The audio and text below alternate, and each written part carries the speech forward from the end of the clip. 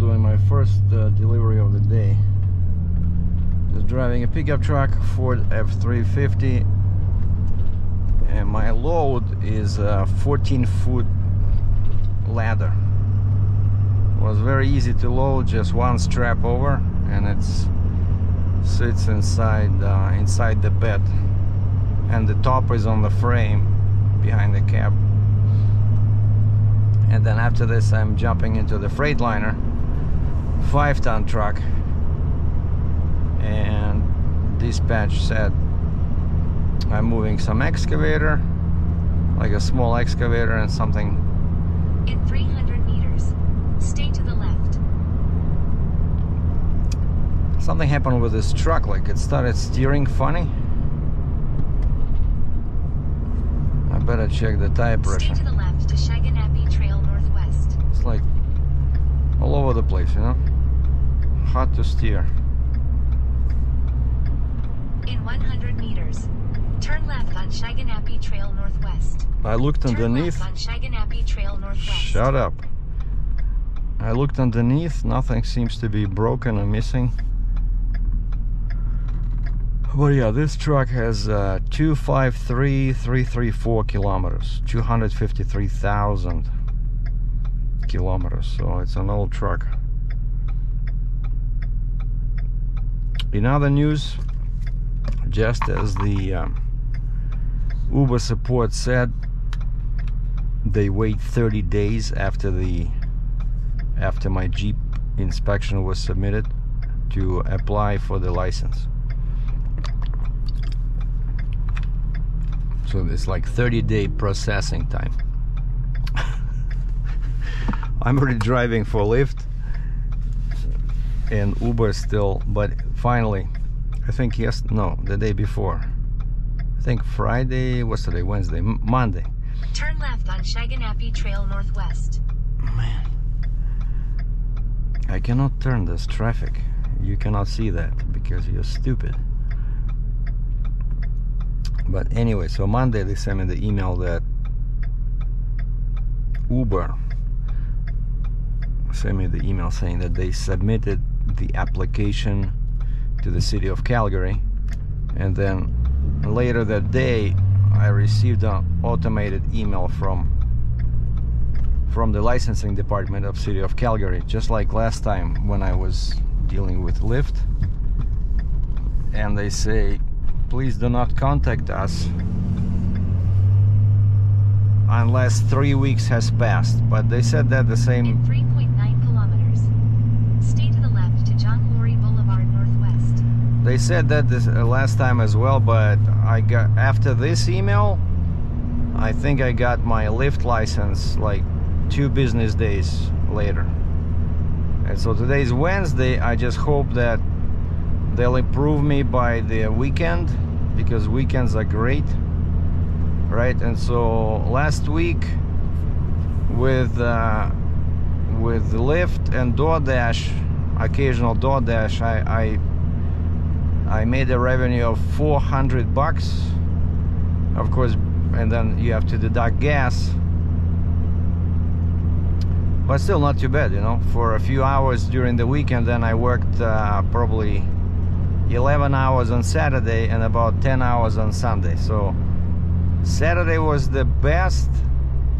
I made $200, 18 passengers, 18 rides, because there were occasionally 2 passengers on one ride, but 18 rides and 254 kilometers.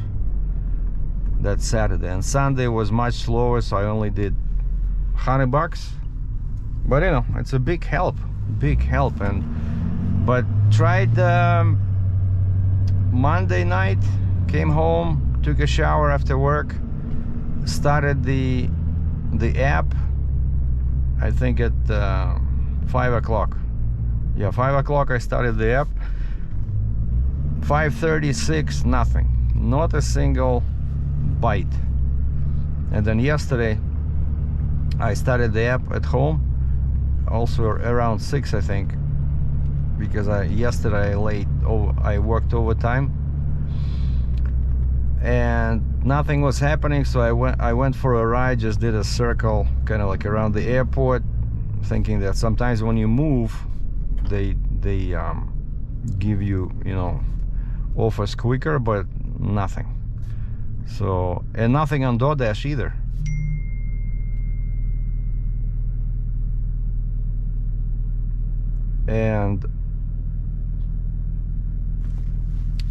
And I just turned off the app and watched some movies on Netflix and Prime. So that's what's happening with that. And Accordion wise, I reached out to Horner. Horner.de, Horner Deutschland, and I was looking for dealers, and they don't show any dealers in Canada. And I'm thinking, how are all these people selling Horner accordions?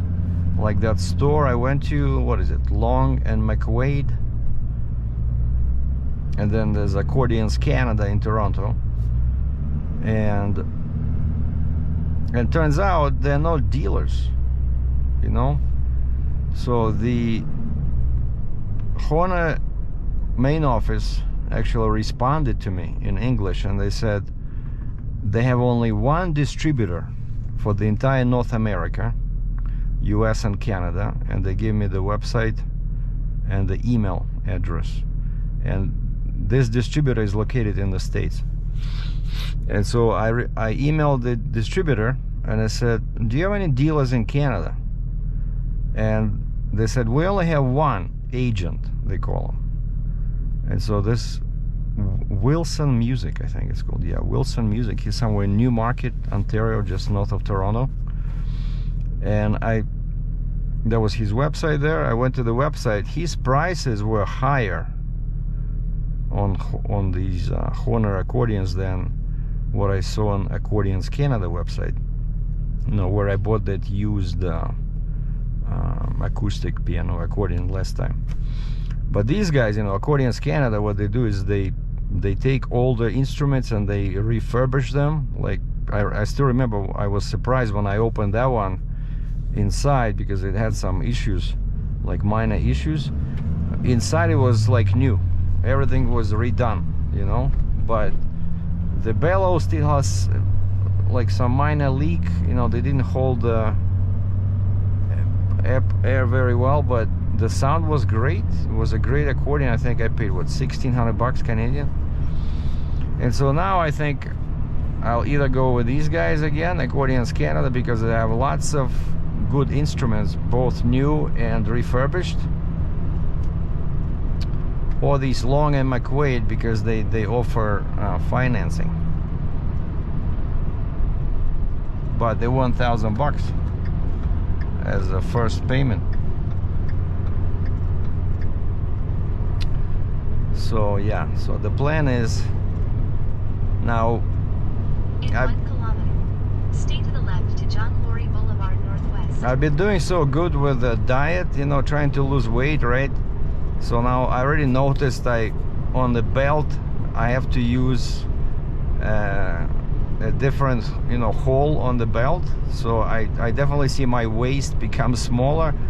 And at one point I saw 179.8 the weight, 179 pounds, 0.8. I was overjoyed because the goal was to reach 180, because for my height and sex, like for a male, they said that 180 pounds to John Laurie Boulevard Northwest is where the overweight begins. So if I'm over 180, turn left on John Laurie Boulevard Northwest. I'm Turn left on John Laurie Boulevard Northwest. I'm technically considered overweight, right? And so I was 179.8, then I started eating some freaking noodles. Yesterday went to this Vietnamese place nearby. I got that beef noodle soup, because it's so freaking tasty, you know. And and a couple of more violations. And In 2 kilometers, turn right on Charleswood Drive Northwest. and scale this morning I'm 183. Son of a gun. You know, it's a constant struggle. You know, you have to keep a balance between temptations and you know, low calories, but it does work. Okay, hold on, I'm not turning here. I think it's the next one. Yeah, it's great. This, you know, calorie tracker that I'm using, it's called Lose It. A really nice little app. It has a big database of you know, all foodstuffs, or you can scan the barcode, or you can just enter calories. If you know, if you cannot find this item on in the database, you just, you know, guesstimate the calories, put it in. And I think they put me on 1650 calories a day. And I've been, if I'm sticking to that, I'm slowly losing weight. And the good thing is that you don't have to limit yourself in terms of, you know, low carbs or stuff like that. You can eat anything as long as you stay within those calories. And so it's much more fun than what I did before when I tried this, you know, low carb, high protein diet where you have to limit like carbs only to like 30 grams a day. In 300 meters, use the right lane to turn right. It's much harder to do. For example, yesterday I had the chicken salad sandwich for lunch. No problemo. Look on the back, it says 410 calories. Turn right on Charleswood Drive Northwest. So I enter 410. Oh, and actually it found it when I entered in the database. No, I scanned the code, the barcode, and it says 410. I'm like, wait, how does it? Is it the same? 1.9 kilometers.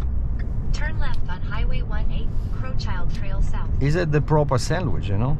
Because it was pretty small, just 4 slices with chicken salad between them. But then I flipped the box and right there it says 410. Son of a gun, you know, I didn't see it before. So yeah, so as long as you stick to these calories, you're losing weight, you know? But yeah, yesterday I definitely went probably over 2,000 easy. And I pretty much scale every day and I see how the weight really fluctuates, you know, like what I ate before on the day before, next morning I see the penalty or the good news. But yeah, I need to get down below 180. And actually it's easy with this job because, you know, I work, right? I work physically.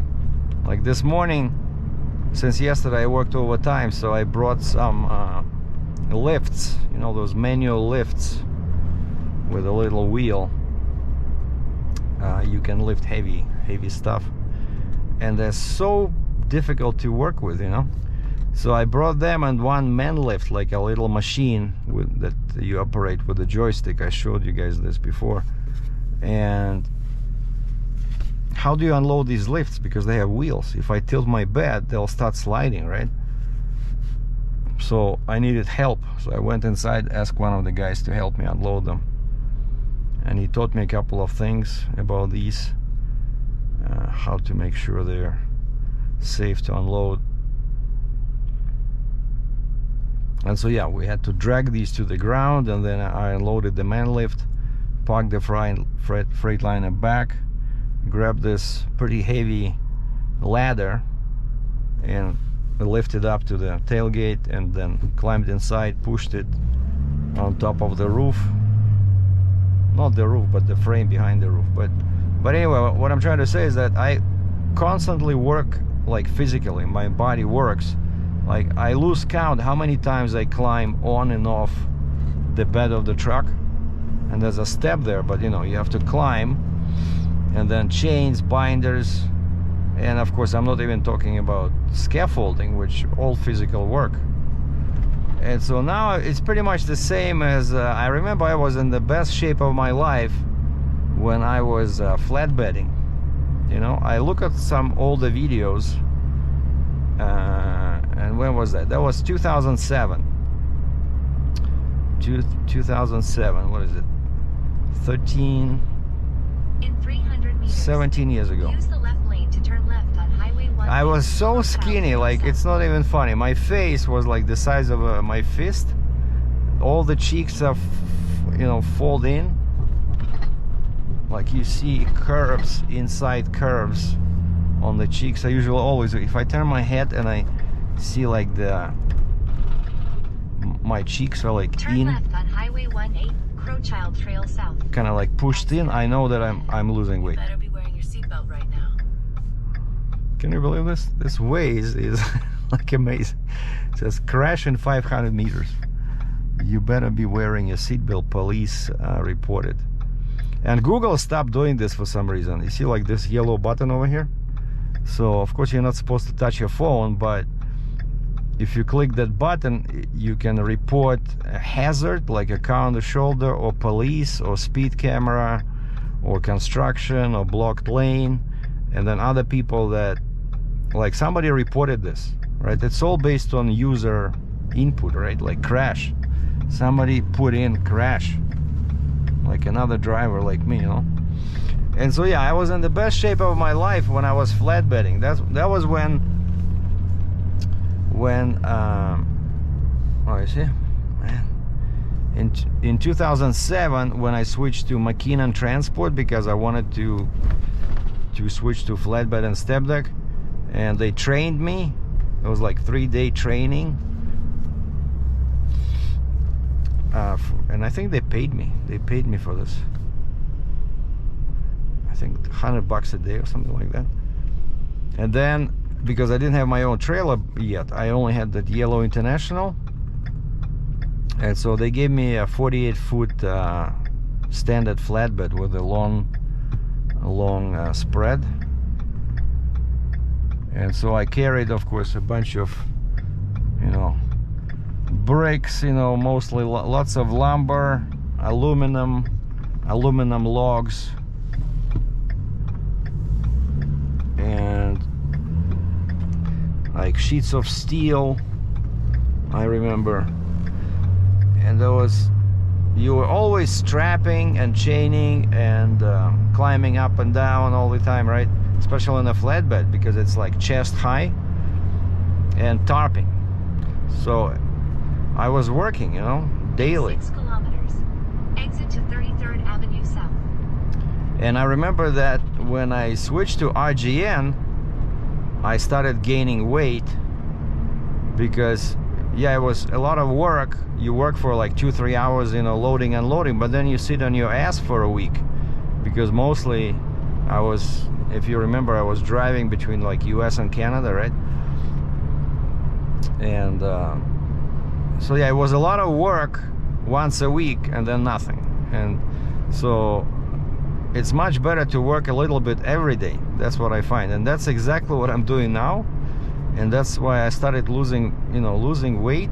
So last winter, I think I was 196 pounds, and that's when I started thinking, wait, I need to do something about this. 196. Today I'm 183. You know, it's a big progress, except I need to lose back these 3 pounds.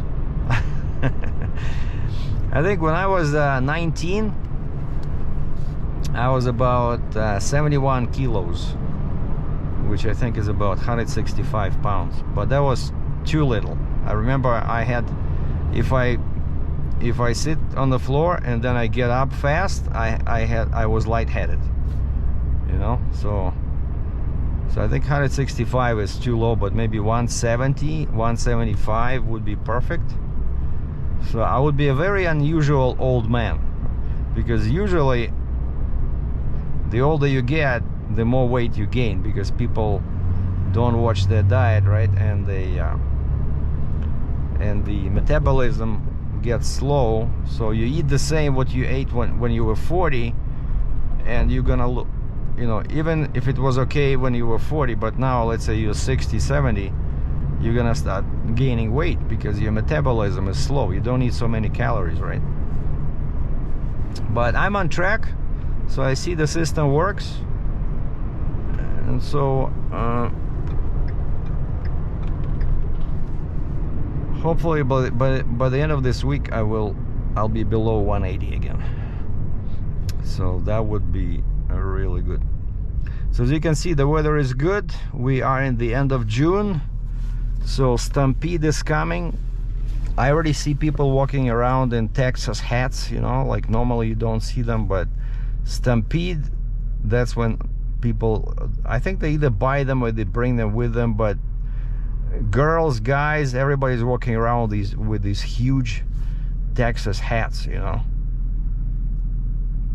And I have that photography gig, right? So what is it, like second week of July, I'm doing 2 days of the Stampede breakfast, like 4 hours, and they're paying me a bit more than last time.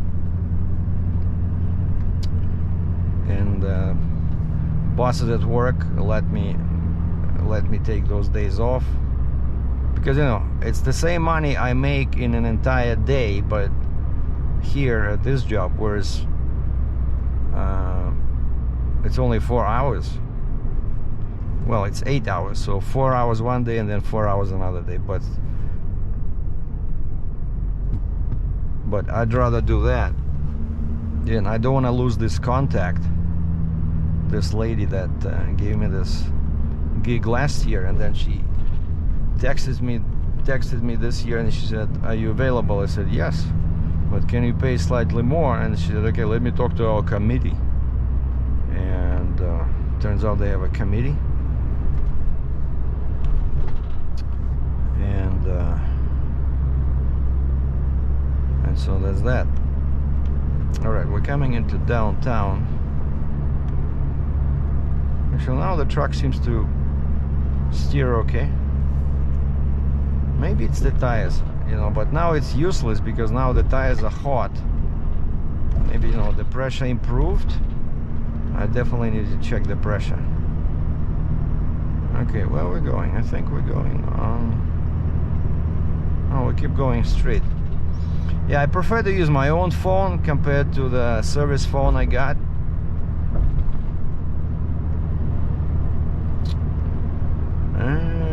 I don't think I need this one. I think I'm going straight. Yeah.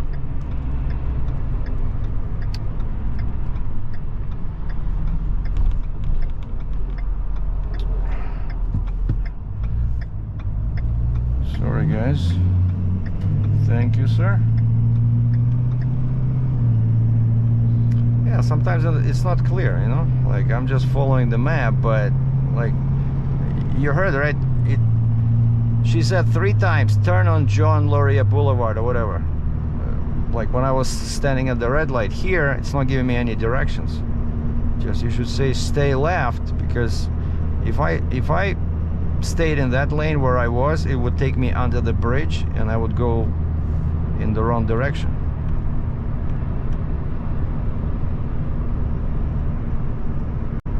Oh, and by the way, I got some good feedback on my driving on Lyft. Have a 5-star rating and some reviews. You know, Lyft sent me an email saying that, hey, congratulations, people like your car. And basically some comments they left were clean car, good driver, friendly, something like that. Yeah, that I was friendly, that I was. And the way you drive, you know, I change my habits when I drive with passengers. So, because I remember how I wanted to be, you know, when you are a passenger in an Uber or something, you know, some guys, right? So they just talk on. I remember one guy, I was so disgusted. I opened the door. 300 meters. Use the right lane to exit. He's talking on the phone. Then stay to the left. And he's not talking in English. He's talking like in Hindu or Chinese or something, right? And I say, hey, I'm Sergei, and he keeps talking on the phone and he motions me, come in. Stay to the left to 33rd Avenue Southeast. He says, come in. Stay to the left. And he to keeps 33rd talking. Avenue Southeast. And Then turn left on 33rd Avenue Southwest. the ride, I think, was maybe like 10 minutes. He Turn talked left. the entire Then time. use the right lane to continue on 33rd Avenue Southwest. And when I asked him, I said, can you please drop me off here? He went Use the right straight. lane to continue Yeah. on 33rd Avenue Southwest. He kept talking, and I just opened the door and left. And of course, Turn right on 22nd Street Southwest. I left him bad review, you know. And then other people, you know, they drive so aggressively, like you constantly are thrown in the door. They brake very hard, you know, like you have to basically have your, you know, hands on the freaking seat in front of you, because you can hit your head on the seat, you know, like they drive like Turn right on 22nd Street Southwest. they're alone, you know. And so when I drive, I stick to the speed limit. I slow down, let's say on the ramp, you know, when I take a ramp to go to the freeway, and I just, you know, try to be gentle, right? When I slow down, I don't hit the brakes, In you 300 know. meters, I slow down stay to the slowly. right to Garrison Boulevard Southwest. So slow braking, slow turns, and stick to the speed limit. And then yeah, before the shift, before I click the go online on the Lyft app, I take you know, I have a cleaning 300 spray, meters, stay to the right. and I just spray the leather seats in the back there, clean them with a towel, you know, no big deal. And then I look at the floor mats, and if I see dirt on them, I just go home, throw them in the bathtub, clean them up, clean them up, and put them back in. And then of course I make sure that I don't smell, right, like some guys. So make sure that I don't have sweaty t-shirts or clothes, and I use that body spray, so it smells nice inside the car. It's clean, you have leather, and of course I have satellite radio with a bunch of channels, you know. I make sure, I said, and then I ask him, is the temperature okay? Stay to the right to Garrison Boulevard Southwest. Okay, of course I have air conditioning, right, climate control. I usually set it at 20.5 Celsius. And then I see if I hear them coughing over there, you know, they start coughing. And I say, hey guys, are you coughing? Like, is it too cold? You know? So yeah, trying to be friendly, trying to be polite, help them with the bags. I always jump out if I see a lady with the bags, you know. I don't just sit like an idiot and open the trunk remotely. I get out, I help them with bags, you know. Just trying to be helpful, kind of like a limo driver, you know, and I think that's the proper thinking. Okay, I think it's somewhere here. In 400 meters, turn left. The guy said, oh, there's not gonna be anybody on site until 9. Can you hold off? I'm already loaded, I cannot hold off.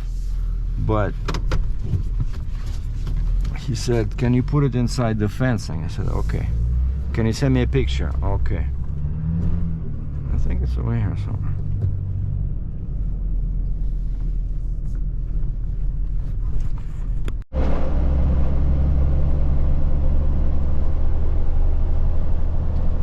Well, I delivered that ladder, and they switched me to the Freightliner, so I have that yellow mini excavator. But actually at our company it's considered large. You know, guys are talking, they're like, are you picking up a mini excavator or the big one? And this weighs about 8,000 pounds, so less than 10,000 pounds means that rules of heavy equipment do not apply, so you do not need 4 chains or 1 chain on each corner, as long as you use enough chains. But you know, from habit, I just use 4 chains on each corner. Of course, you have to tie down the bucket, and this thing has a blade in the back.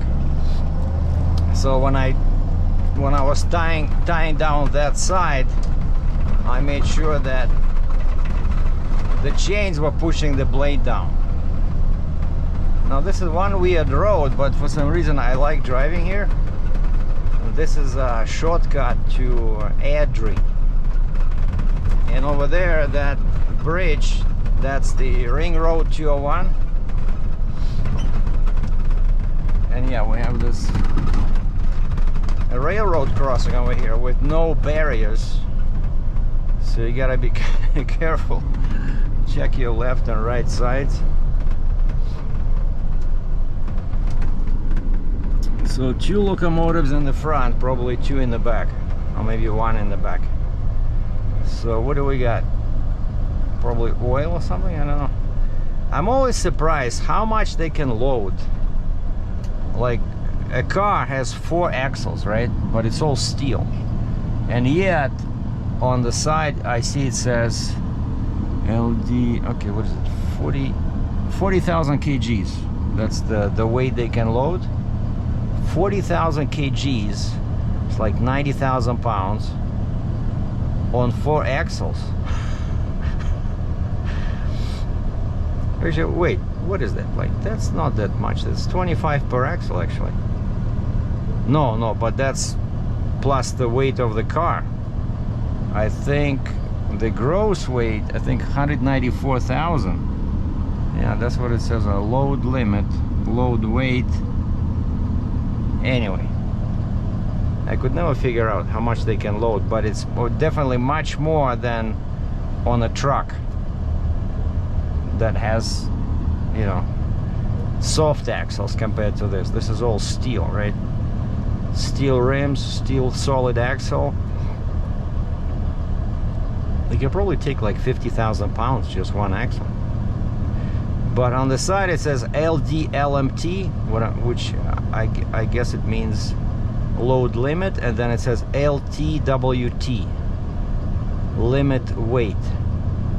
And limit weight number is less than the LDLMT. So I think the bigger number is the gross weight, and so now we're talking 213,000 pounds. 164 on this one, for some reason they're different. 162, 194,000 pounds. Like, man, that's a lot of weight. Oh yeah, we're gonna be here a long time. So we have if there's a locomotive in the middle, so 2 in the front, 1 in the middle. And I'm always wondering, Kansas City, Southern New Mexico. What the heck are they doing in Alberta? Now these are cars, you guys know, right? That's how they move. Yeah, it says Kansas City Southern Lines. Union Pacific. Canadian Pacific Railway. Like, all cars have different names. Norfolk Southern. What the heck? What's going on here? If anybody knows, let me know. Like, what an American railroad company doing in Canada? Pulling all kinds of cars. Oh, okay, so no engine in the back. Okay, so then I mean it's not that heavy. So 2 in the front, 1 in the middle, and there's a grader behind me. All right, finally, bye bye.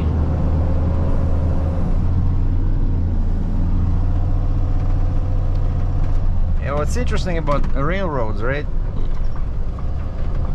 They never changed that system where mostly it's all one way, right? It's one way, and then somewhere they have a pocket. So there's a train over there trying to go here. It's waiting for the train to pass. And still, they survived, like, what is it? Probably 2nd century? Where the railroad existed, and they came into being. They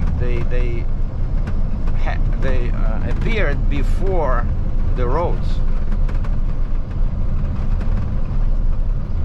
Sometimes I see some weird cars over here, parked for the night. Oh, like that guy. There's a van with a bunch of stuff on the top, and he's just basically living there. I saw him the other day driving from McDonald's, and he had a shopping bag on his mirror. On the right mirror there was a shopping bag, and he's whistling and doing like this, and he drove this way. And so this guy is sleeping under the bridge there.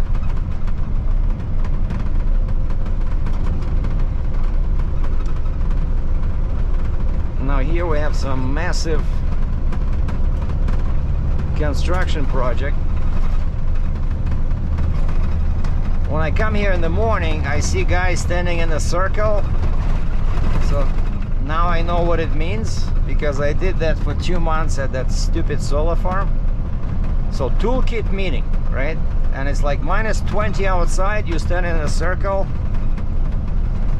and the guy shouts at you. They have some really massive excavators here. Cat, what is that? I don't see the number. And they have lots of scrapers here. Lots of scrapers. Oh yeah, you see like those ones over there.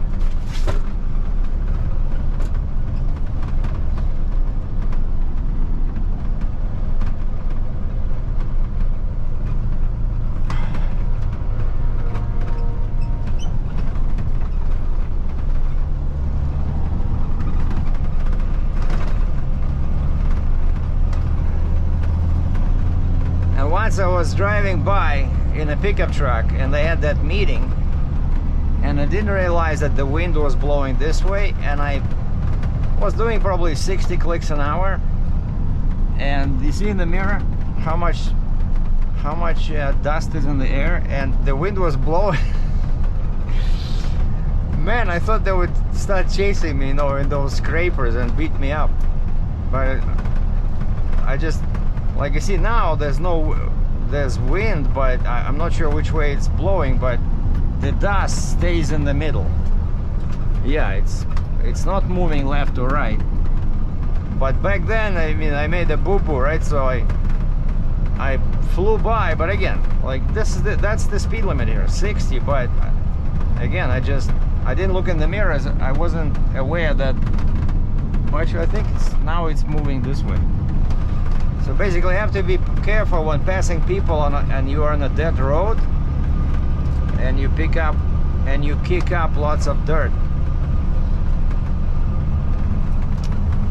So no cops, no inspection stations. Beautiful. And over there, in the distance, lots of cars are moving. That's Highway 2, Deerfoot Trail. So that way is Edmonton, north. This way is Calgary, south. And I loaded the machine, the excavator, you know, it's a piece of cake. Loading 8,000-pound excavator. And this time I tried to load it going forward. Usually I back, but this time I just extended the bucket, you know, for counterweight, so it doesn't tip back, because of course my bed is like this, right? And it's easy, nothing was moving. I didn't feel any, you know, up and down shifts like sometimes you get when the machine wants to tip over, because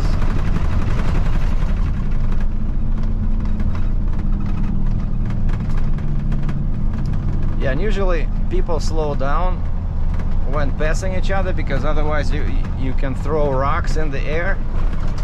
And of course this windshield, see, has a big crack. Soon it'll have to be changed. Yeah, most cars have cracks on the windshields here, because in winter they put small pebbles like gravel on a road, not just salt. I had a small chip, but I think I fixed it so it's not spreading on my Jeep. 400 meters at the roundabout, take the third exit onto 176th Avenue. And my delivery is to some kind of park. Wow. It's a lighting company. I called the guy, he says, yeah, my guys are working there. I'll tell them to be on the lookout. I said, yeah, tell them I'm driving a white Freightliner. And they said, okay. So we always call, that's what they taught me during kind of like orientation. Before leaving the yard, I always call or text the customer to let them know, you know, I'm coming and my ETA. Exit the roundabout onto 176th Avenue Northeast. Continue on Alberta 566 for 1.5 kilometers. And I like this road. This is Highway 566. You don't see many roads, 2-lane road, but further down it becomes 100 kilometers an hour speed limit. Normally it's 80 on a road like this, but here I'm guessing because it's new or something, you know, like shoulders are not even that wide.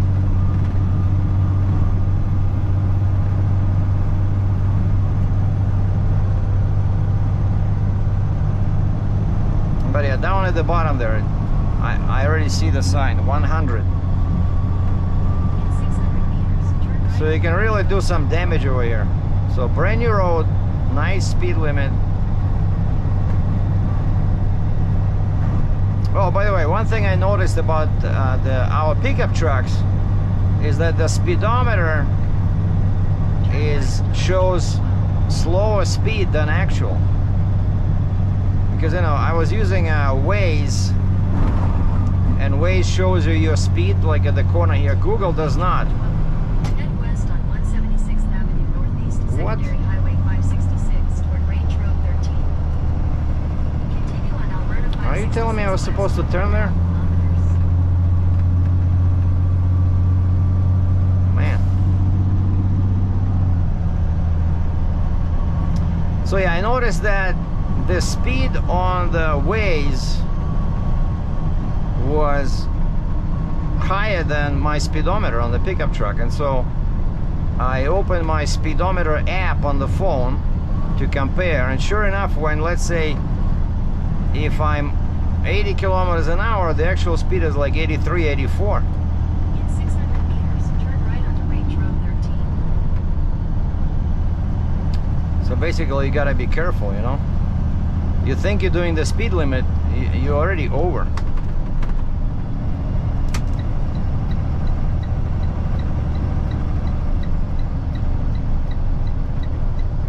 So basically this is what Turn right onto Range Road 13. I wanted to show you guys. A nice drive in the country near Calgary, Alberta. Like, the roads are pretty good. Continue on Range Road 13 for 6 kilometers.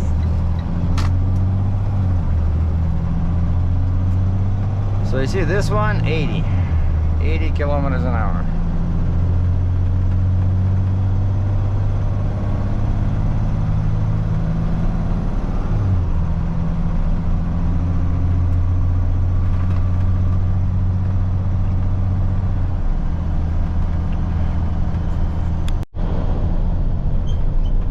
Just past the sign says Airdrie city limits. So this is already Airdrie, even though the actual town is over there. But it's all farms, fields as far as the eye can see.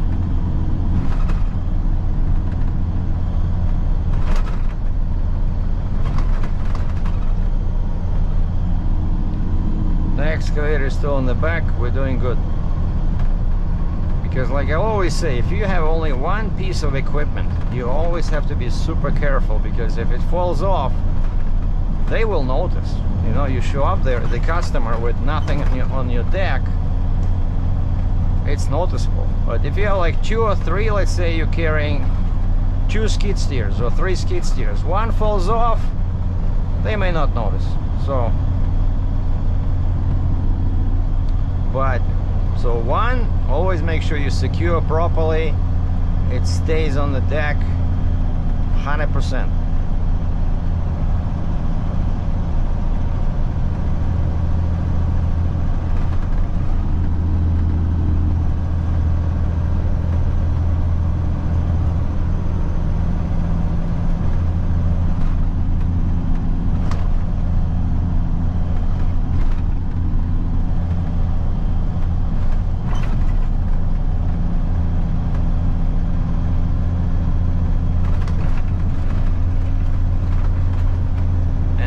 this I think I'm going all the way south, like central Calgary.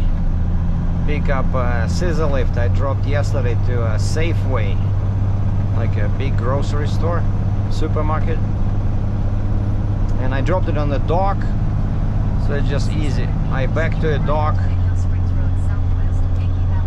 go inside, I just open the door, lower the plate, and just drive it on. Easy. I don't have to play with the hydraulic bed.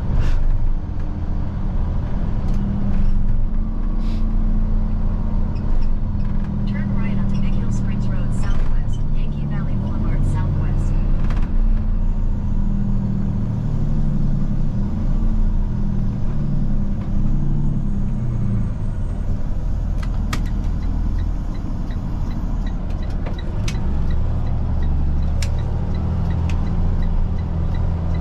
Continue on Big Hill Springs Road Southwest for 1.5 kilometers.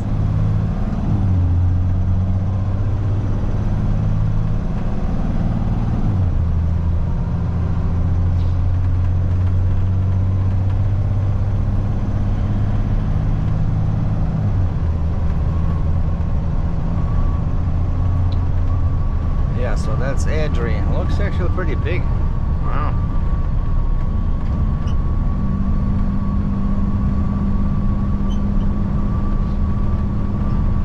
And they're working on the new, I'm guessing gonna be a new community here. I see lots of scrapers. There's a grader. Some rock trucks. In 600 meters, turn left onto 24th Street Southwest.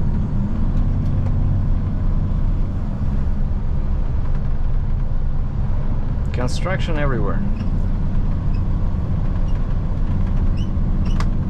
Oh, my neighbor saw me yesterday, came out, and she says, "Oh, I'm moving to Cityscape." And it's like another community, I don't know, 2 kilometers away. And I said, "Why? Turn left onto 24th Street Southwest. Are you gonna sell the apartment?" And she has a 2-bedroom right next to mine. And she said, "I haven't decided yet. If I can find a good, Continue on 24th Street Southwest for 2 kilometers. if I could find a good tenant, I'll rent it out. If not, I'll sell it." Man, rich people. So she's buying a second apartment, another apartment or a house, and she doesn't even need to sell this place to get the money for the other one. She's a rich lady.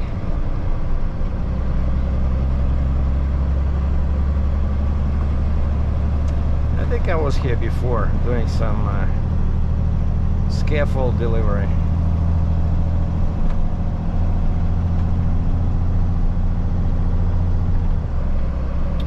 Well, I'm 2 clicks away, so we're looking for the park.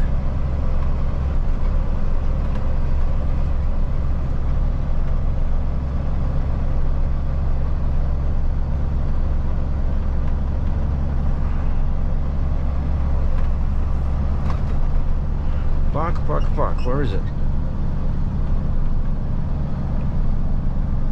I'm glad that I'm on the edge of the town, because that Edry has some streets, you know, like no trucks, so you have to do big circles.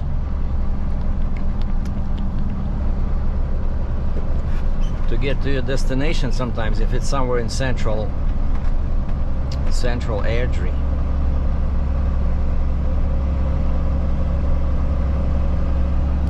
Here's another community being built. Rock trucks, an excavator, a wheel loader over there.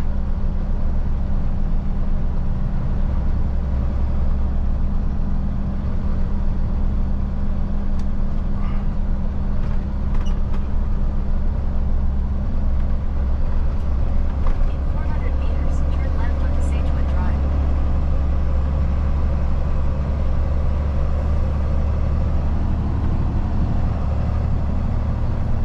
Plywood houses.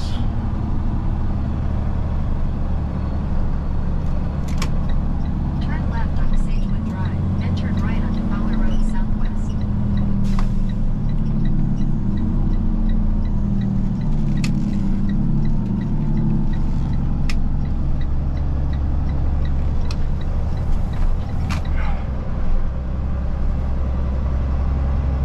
Wildflower. Oh, that's what the guy was telling me on the phone. He says, when you turn into wildflower. Road southwest, then turn left onto Bayberry Way southwest. And I said, what's Wildflower? He says, hey, that's the name of the community where you're going.